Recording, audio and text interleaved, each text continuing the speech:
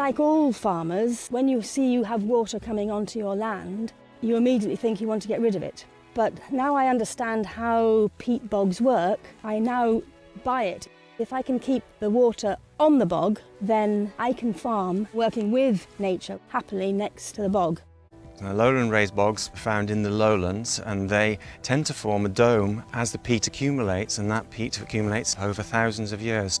Blanket bogs require much more rainfall, and they tend to blanket the countryside at higher altitudes where we've got very large amounts of rain coming down. Peatlands can have quite a massive effect on climate change. Where peatlands have been drained and they are drying out, they put carbon dioxide back into the atmosphere at quite a fast rate, because peat we're standing on contains about 50% carbon, and so as that dries out, it actually puts it into the atmosphere. So it's adding to the potential for climate change.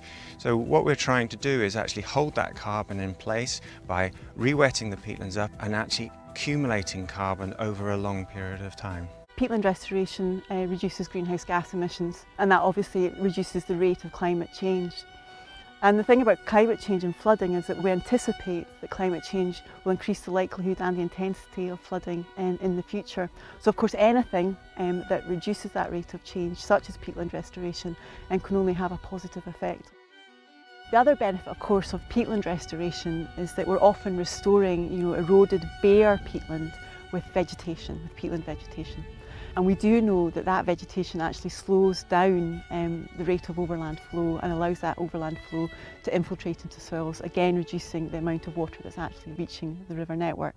And it's difficult for farmers not to just think drainage, but to think, how can I deal with that water without putting it all into my field drains? So what I would say is, it sounds a bit perverse, but if there's water coming onto your land as a result of seeping off a bog, why not think about stopping it coming onto your good productive land and just keep it on the bog? I've been using control grazing, and the cattle have made a huge difference to this ground, and it's now relatively good, particularly for my kind of cattle, grazing in the summer. Put a bund, we put a mound around a low part of one of my hay fields, which previously was really difficult to make hay because it was always wet. To create, if you like, a kind of pool, a pond, so that when the water runs off the bog, it's caught in this pool. Any overtopping doesn't go into my field drains. The other major work has been a series of 4 weirs and dams down the main watercourse that drains from the bog. So the water gets caught at the weir and then is pushed onto the wetland. I would recommend restoring peatland because I do think that there are genuine long-term benefits to it, and I think anyone who's got degraded peatland should really have a look.